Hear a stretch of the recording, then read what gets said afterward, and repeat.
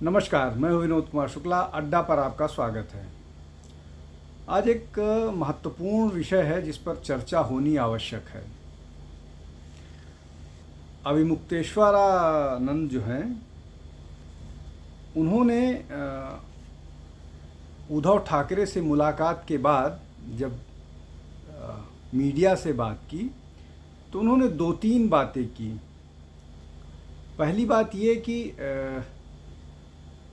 उद्धव ठाकरे के साथ विश्वासघात हुआ है। दूसरी बात, जिन लोगों ने विश्वासघात किया है वो हिंदू नहीं हैं। तीसरी बात ये कि अविमुक्तेश्वरानंद ने ये बोला कि उनको राजनीति से कोई लेना देना नहीं है। वो यहाँ एक संत की तरह से बात कर रहे हैं और पाप और पुण्य, ये इसको संत परिभाषित करते हैं। तो पहली बात तो ये कि उन्होंने उद्धव को मुख्यमंत्री बनाने के लिए बात कही कि उनके साथ ये जो न्याय तब तक नहीं हो पाएगा जब तक उद्धव दोबारा मुख्यमंत्री नहीं बनते हैं। और ये वो कह रहे थे कि उद्धव के साथ विश्वासघात हुआ है तो उसको सबको मानना चाहिए था। बार बार इस बात पर उनका जोर था कि ये उनका कहना है, इसलिए इसको मानना चाहिए।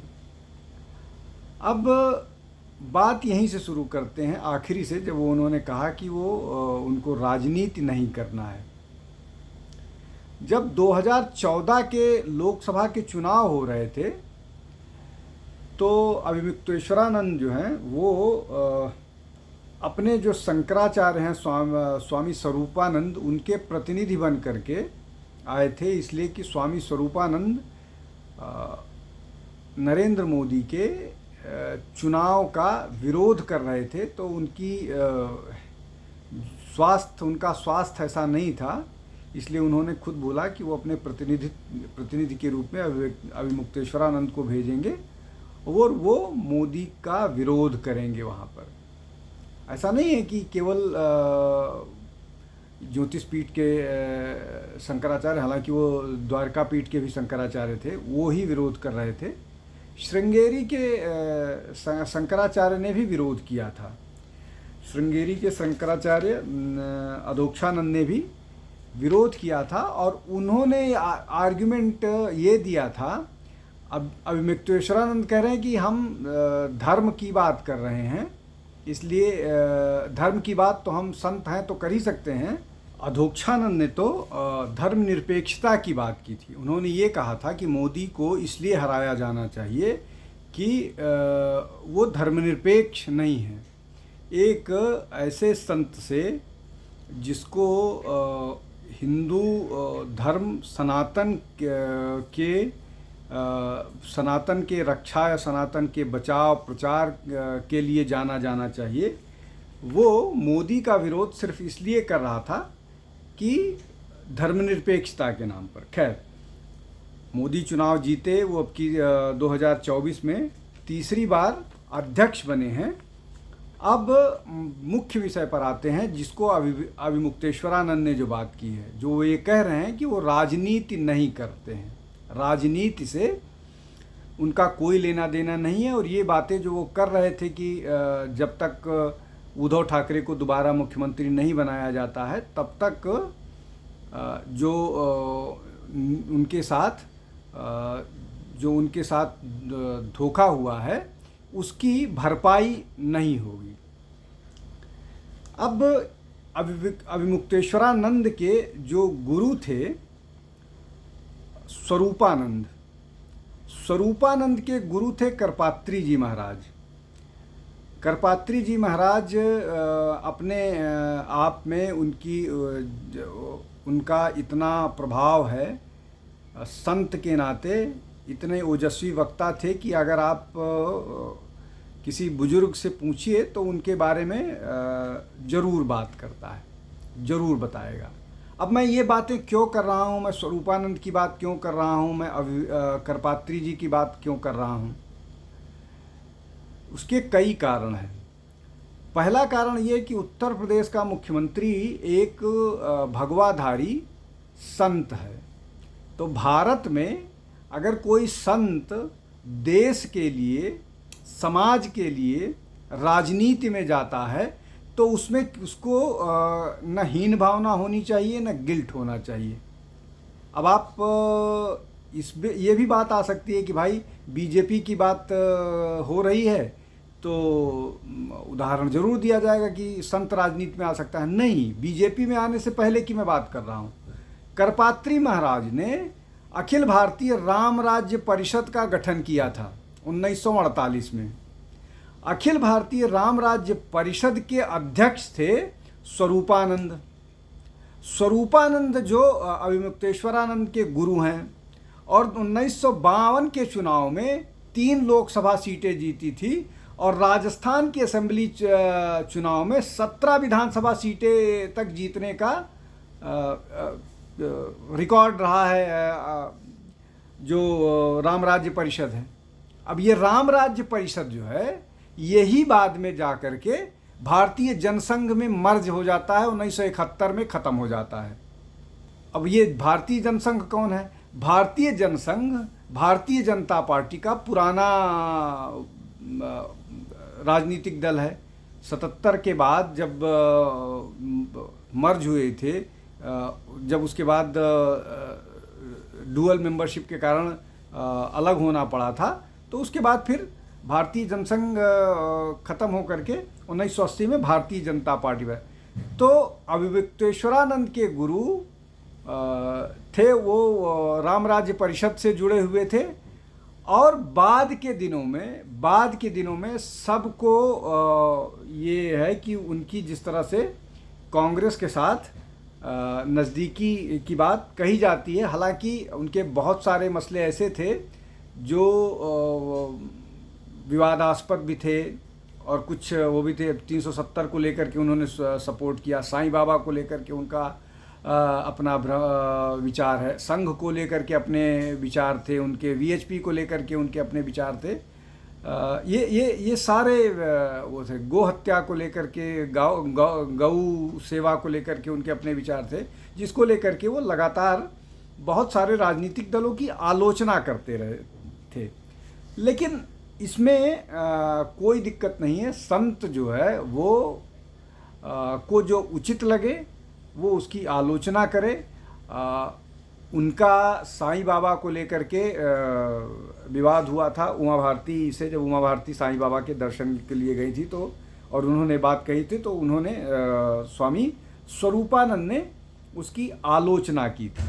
अब इसमें एक और महत्वपूर्ण बात है। स्वामी स्वरूपानंद अकेले ऐसे शंकराचार्य हैं जो 2 पीठ के, द्वारका के और ज्योतिष पीठ के शंकराचार्य साइमल्टेनियसली एक साथ रहे थे।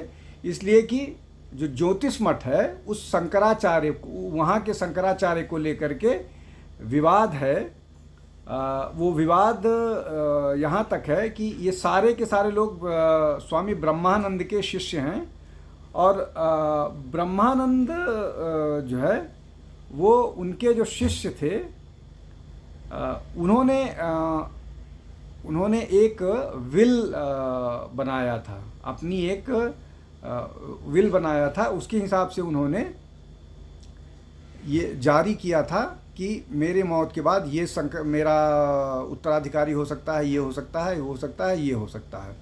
और इसी को लेकर के विवाद चल रहा है और श्रृंगेरी और ज्योतिष मठ पर 2 लोगों का कब्जा है। जो पुराना मठ है, उस मठ पर अभी जिनका कब्जा है उनका नाम है स्वामी वासुदेवानंद सरस्वती। और जो नया क्षेत्र है, जो नया पीठ बना हुआ है, वहाँ पर अभिमुक्तेश्वरानंद का कब्जा है। तो मतलब एक उस पर 2 है। अब जो स्वरूपानंद हैं, स्वामी स्वरूपानंद, या इनका दावा है कि अदालतों ने स्वामी वासुदेवानंद को शंकराचार्य मानने से मना कर दिया है। दूसरी तरफ सुप्रीम कोर्ट ने अभिमुक्तेश्वरानंद के पद ग्रहण से या उनके कोरोनेशन से या उनके जो वहाँ संत की पदवी ग्रहण करने का जो औपचारिक वो होता है, वो उस पर रोक लगा दी है। ऐसा नहीं है कि किसी राजनीतिक व्यक्ति के कहने पर या राजनीतिक व्यक्ति के इनिशिएटिव से या किसी राजनीतिक व्यक्ति के प्रयास से ऐसा किया गया है। शंकराचार्य अभिमुक्तेश्वरानंद को शंकराचार्य के औपचारिक पद ग्रहण से रोकने का काम जो है वो पुरी के शंकराचार्य के सुप्रीम कोर्ट में अदालत में जाने के बाद ऐसा किया गया है। तो ये इसमें किसी भी राजनीतिक दल का हाथ नहीं है। लेकिन अब अगर राम मंदिर के विरोध को लेकर के या जिस तरह से बातें चल रही थी कि राम मंदिर पूरा नहीं हुआ है, ये अनुचित है, या भाजपा को लेकर के या वीएचपी को लेकर के या संघ को लेकर के जिस तरह की बातें हो रही हैं, उसके पीछे क्या ये कारण नहीं है कि जो दूसरा फैक्शन है, मतलब वासुदेवानंद जो सरस्वती हैं, स्वामी वासुदेवानंद सरस्वती, जो ज्योतिष मठ के दूसरे दावेदार हैं, उनको राम जन्मभूमि ट्रस्ट में सदस्य बनाया गया है, जिसका ये विरोध कर रहे हैं स्वामी अभिमुक्तेश्वरानंद या स्वामी दूसरे वाले जो उनके गुरु थे स्वामी स्वरूपानंद। ये भी एक बहुत महत्वपूर्ण मसला है। तो क्या इस बात के विरोध में कि जो मंदिर का ट्रस्ट है उसमें स्वरूपानंद को या अभिमुक्तेश्वरानंद को नहीं शामिल किया गया है, इसलिए वो मंदिर का विरोध करेंगे या मंदिर का विरोध करना होना चाहिए या मंदिर में मीन मेख निकाला जाना चाहिए, ये अपने आप में निश्चित तौर पर महत्वपूर्ण बात है जिन पर सोचना चाहिए। अब फिर दूसरे पर आते हैं। आप नरेंद्र मोदी को हराने की बात करते हैं तो वो राजनीति नहीं है। आप राम मंदिर पर बयानबाजी करते हैं, वो राजनीति नहीं है। आप महाविकास आघाड़ी और आप उद्धव ठाकरे को चुनाव जिताने तक उनको न्याय नहीं मिलेगा इसकी बात करते हैं, तो आप राजनीति नहीं करते हैं। क्या आप राजनीति नहीं कर रहे हैं? तो ये बहुत महत्वपूर्ण है। मैं इस बात पे पूरी तरह से मजबूती के साथ फिर दोहरा रहा हूँ कि मैं ये या किसी भी व्यक्ति को मेरी हिंदू धर्म के बारे में सिर्फ इतनी समझ है कि मैं एक प्रैक्टिसिंग हिंदू हूँ, पूजा करने वाला हिंदू हूँ। धर्म ज्ञान मुझे नहीं है, लेकिन कम से कम मुझे इतनी समझ ज़रूर है या जो मैं समझ पाया हूँ कि कोई भी संत अगर वो समाज कल्याण के लिए काम कर रहा है तो उसकी राजनीतिक भागीदारी में किसी को कोई विरोध नहीं होना चाहिए। तो अगर शंकराचार्य राजनीति समाज कल्याण के लिए कर रहे हैं तो वो विरोध नहीं होना चाहिए। तो अगर स्वामी अभिमुक्तेश्वरानंद राजनीति कर रहे हैं और वो समाज कल्याण के लिए, सनातन कल्याण के लिए है, तो उसमें किसी को कोई ऑब्जेक्शन नहीं होना चाहिए। लेकिन क्या उद्धव को सपोर्ट करने से आप उन 4 साधुओं के साथ अन्याय नहीं करेंगे जिनको भीड़ ने पीट कर मार डाला था? क्या आप INDIA अलायंस को सपोर्ट करके उन लोगों को नहीं सपोर्ट कर रहे हैं जो ये कहते हैं कि हिंदू या सनातन डेंगू है, मलेरिया है, एड्स है? वो आप क्या उन लोगों को सपोर्ट नहीं कर रहे हैं जो ये कहते हैं कि सनातन को नेस्तनाबूद कर देंगे? क्या आप उस वक्तव्य को सपोर्ट नहीं कर रहे हैं जो ये कहता है कि हिंदू जो है वो हिंसक है? आप जब इस स्टेटमेंट को सपोर्ट करने लगते हैं कि राहुल गांधी ने जो कहा था वो हिंदुओं के लिए नहीं कहा था, उन्होंने बीजेपी के हिंदुओं के लिए कहा था, वो किसी भी हिंदू को वो बीजेपी का हिंदू हो, वो धर्म भीरू हिंदू ना हो, वो एथीस्ट हो, जिसको वो जो विभिन्न परंपराएं हैं सनातन की, देवी उपासक, शैव, वैष्णव, नॉन बिलीवर जिसको आप कह सकते हैं, आर्य समाजी, सिख, जैन, जिनको भी सनातन परंपरा में विश्वास है, सब के बारे में जब इस तरह की बात आती है कि हिंदू जो है वो हिंसक है, चाहे वो बीजेपी का हिंदू हो, चाहे जिस भी दल का हिंदू हो, क्या बीजेपी और कांग्रेस और अलग अलग राजनीतिक दलों के हिंदुओं का बंटवारा हो सकता है कि एक दल में काम करने वाला हिंसक है, दूसरे दल में काम करने वाला अहिंसक है, और इसको किसी संत से सर्टिफिकेट मिलना चाहिए? ये निश्चित तौर में अपने आप में बहुत ही दुखद है। संत को धर्म रक्षा के लिए प्रयास करना चाहिए, धर्म रक्षा की कोशिश करनी चाहिए, धर्म में बंटवारा करने से बचना चाहिए।